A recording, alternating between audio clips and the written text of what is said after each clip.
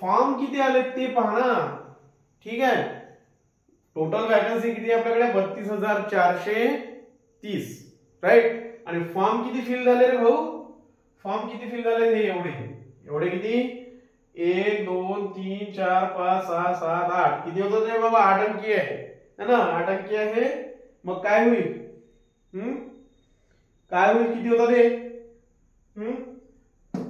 किती होतात 1,08,22,423 1,08,22,423 एवढ्या लोकांनी फॉर्म भरलेले आहेत, एवढ्या लोकांनी फॉर्म भरलेले आहेत. मग एक लक्षात घ्या, ज्याप्रमाणे आपण कोणत्या यात्रेला जातो किंवा जत्रेला जातो तिथं 3 प्रकारचे लोक असतात, त्याच प्रकारे इथंही 3 प्रकारचे लोक असतील.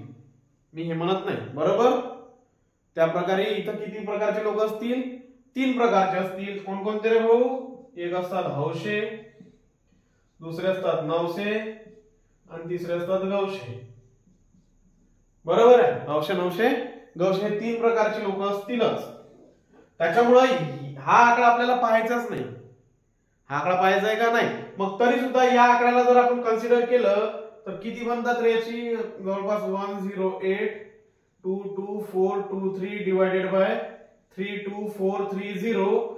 आणि मी अगोदरच काढलेलं आहे, मी डायरेक्ट सांगतो तुम्हाला. तर आपली कॉम्पिटिशन बनते 334.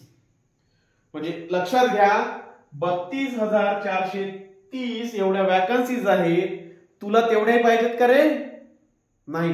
तुला काय पाहिजे, मला फक्त सर याच्यातली एक पोस्ट पाहिजे, एक जागा पाहिजे. बरोबर आहे, मला किती पाहिजे, एक पोस्ट पाहिजे, एकच जागा पाहिजे सर. त्याच्यासाठी सांगा, मला हे एवढं भारूड सांगू नका है ना. हा आकडा पाहिल्यानंतर तर बस मला झालेली तयारी मला काय झाली, विसरायला आली. बरोबर आहे.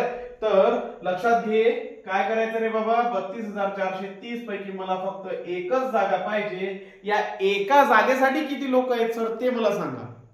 तर लक्षात घे काय, तर या एका जागेसाठी तुला 334 लोकांसोबत कॉम्पीट करावं लागेल.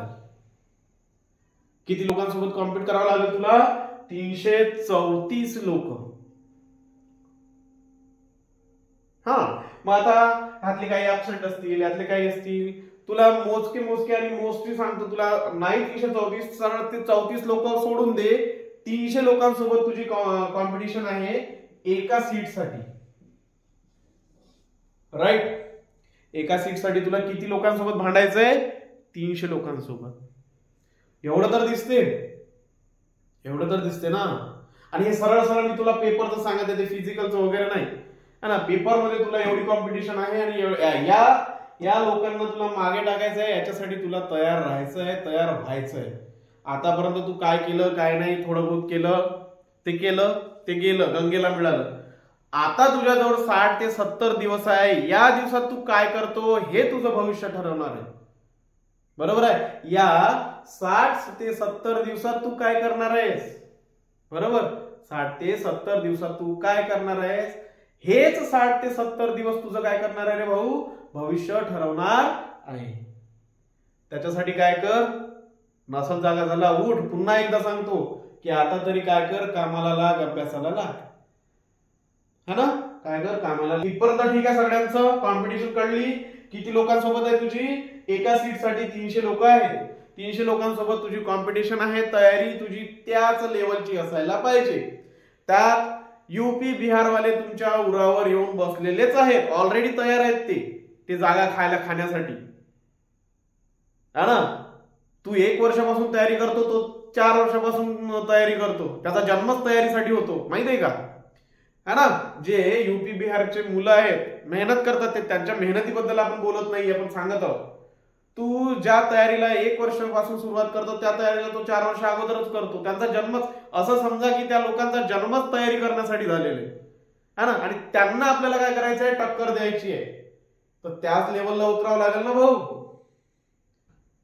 है ना. लक्षात येत आहे का मला काय सांगायचंय, क्लिअर होत आहे.